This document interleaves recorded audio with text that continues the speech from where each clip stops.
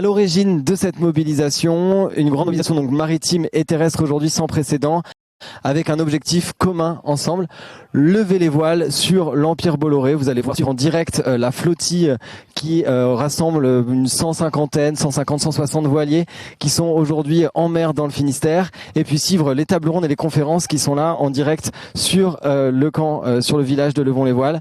À l'origine de la mobilisation, l'embauche notamment d'un néo-nazi pour faire la sécurité de l'île de Vincent-Bolloré. Alors la question que tout le monde se pose, bien sûr, c'est peut-on séparer le patron breton du milliardaire d'extrême droite? La réponse est non. La mort de l'empathie humaine est l'un des premiers signes et des plus révélateurs d'une culture sur le point de sombrer dans la barbarie. Le problème qu'on a face à Bolloré, et on commence à le dessiner ensemble et on va le dessiner ensemble, c'est que c'est immense, c'est donc un empire, c'est donc un système. Depuis plusieurs années, l'Empire Bolloré incarne la concentration extrême des médias et de l'édition dans les mains donc d'un milliardaire aux incointances idéologiques assumées avec les forces les plus réactionnaires, l'extrême droite. Du coup, on débarque ici à Cap-Cause avec à peu près la même quantité de personnes prévues finalement, donc qui nous suivent. La fête se continue ce soir, enfin toute la journée déjà, et puis ce soir et demain sur le terrain là-bas, qui est un terrain privé du coup, puisqu'on n'a pas pu avoir le terrain public municipal de Fouesnant. Forcément, c'est des copains, donc on se doutait un petit peu, mais bon. Et puis voilà, on vous invite tous à nous suivre là-bas.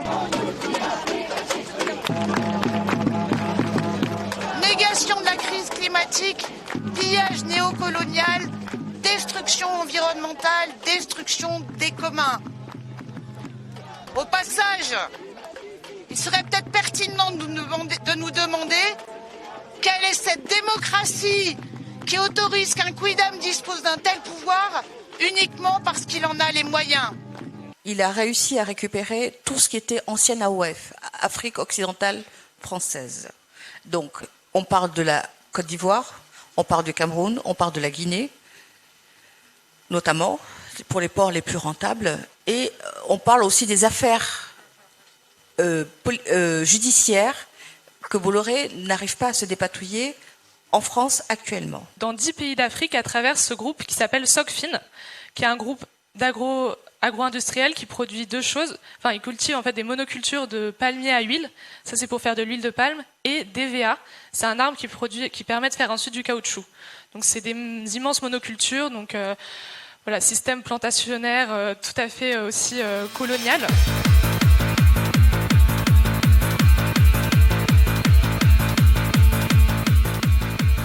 Dans la presse écrite, dans la radio, dans la télévision, mais aussi dans la communication, la musique ou le cinéma, utilisant son réseau d'influence, son pouvoir financier, tissant sa toile. Monsieur Bolloré instrumentalise et exploite nos peurs. Donc ça, c'est l'autre leçon de sa façon de gérer ses journaux, c'est qu'il est au-dessus des lois, c'est-à-dire qu'il s'assoit sur les lois qui protègent les salariés. En plus, je venais pour la première fois de ma vie d'être en arrêt de travail. Donc, il s'assoit sur les lois qui protègent les salariés, mais aussi ceux qui, un peu particulières, des journalistes sur la liberté d'expression, etc. Il s'en fout complètement. Et ça, c'est très inquiétant. Il est vraiment au-dessus des lois.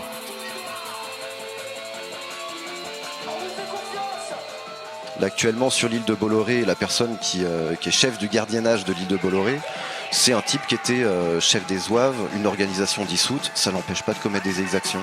Ça l'empêche pas de s'en moquer littéralement de son contrôle judiciaire. Et finalement, il n'a pas de problème. Enfin, il y a une impunité pour l'extrême droite. Et du coup, il y a une rupture de confiance et c'est ça aussi qu'il faut essayer de regagner.